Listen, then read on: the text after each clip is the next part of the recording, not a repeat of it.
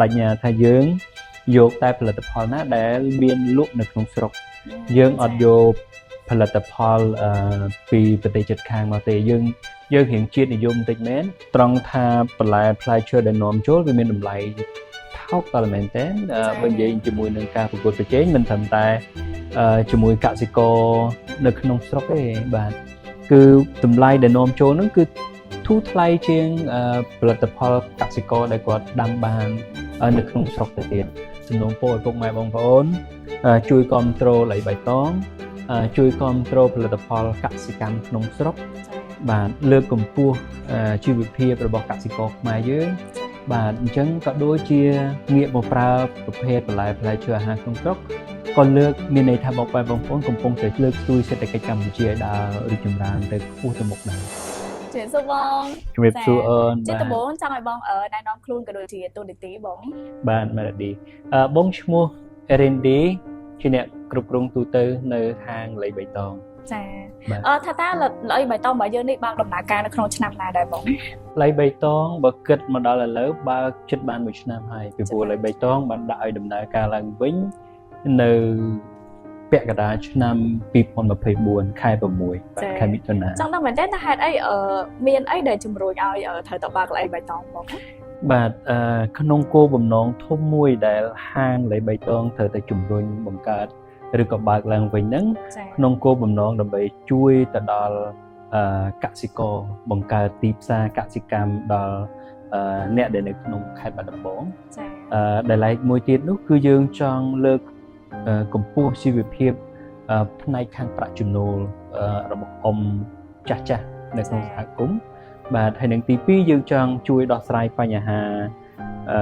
សុខុមាលភាពសាធារណៈបាទដោយហេតុថា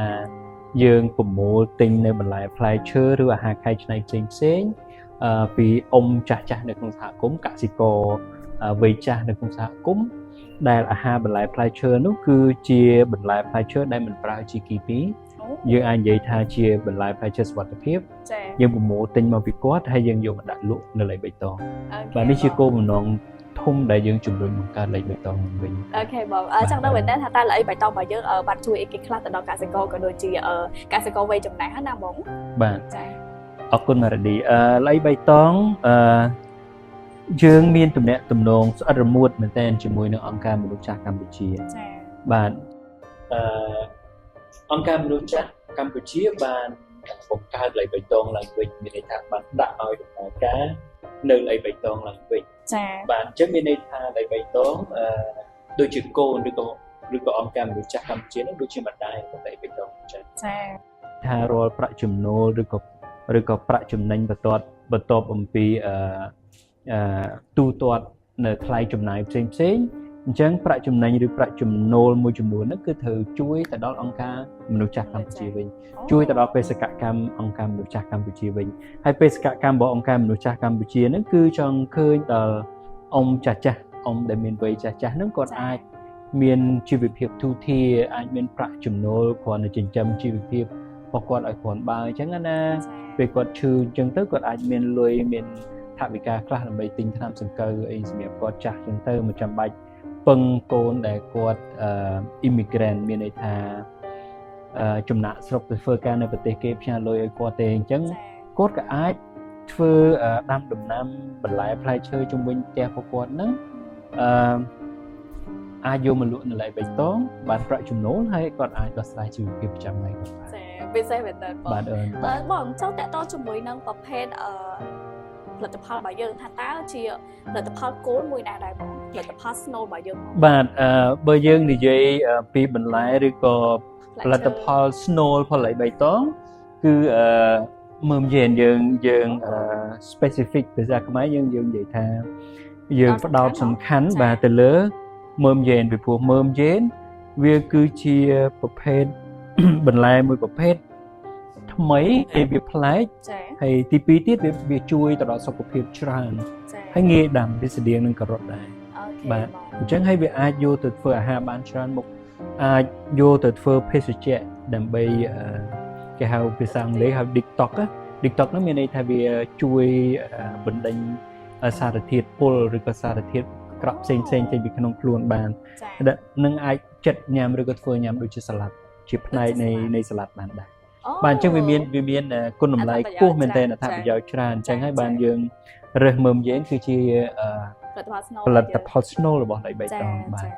ចុះថាតើផលិតផលទាំងអស់របស់យើងនេះបងមិនថាតែជាប្រភេទផលិតផលក៏ដូចជាបន្លែថាតើយើងប្រមូលមកពីខាងណាមកដែរបងបាទអញ្ចឹង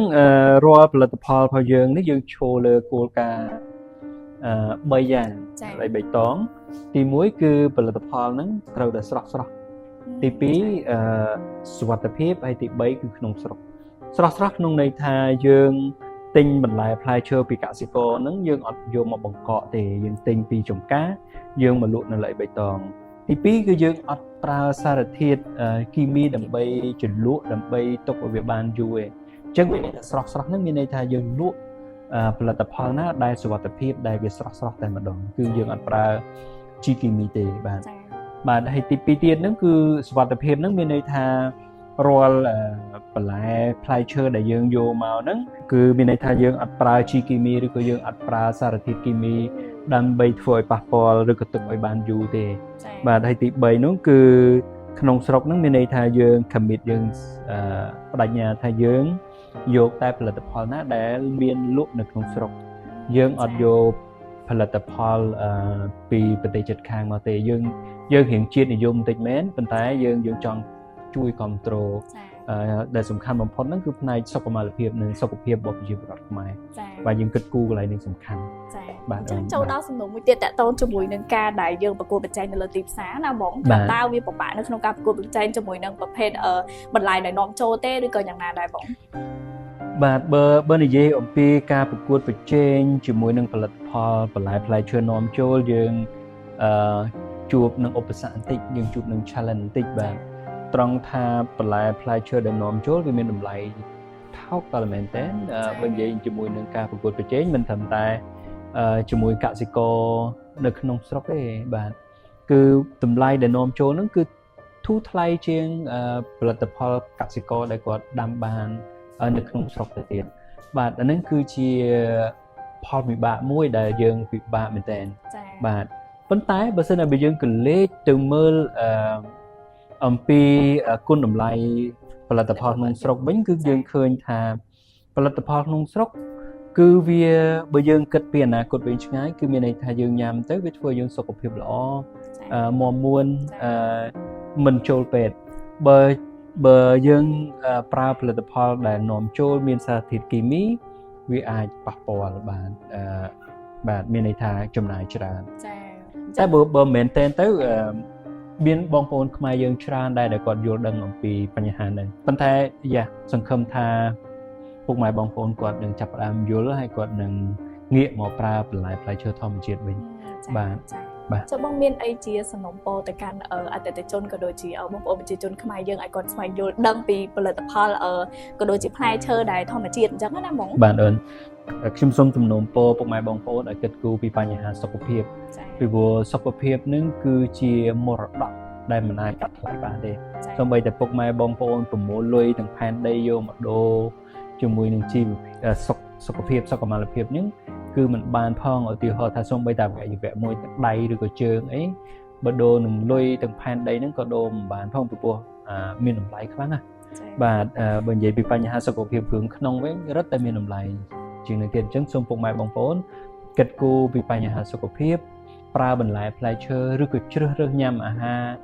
បន្លែផ្លែឈើសុវត្ថិភាពបាទមានន័យថាបន្លែផ្លែឈើណាដែលគ្មានសារធាតុគីមីបាទហើយទី2ទៀតសំណូមពរឲ្យពុកម៉ែបងប្អូន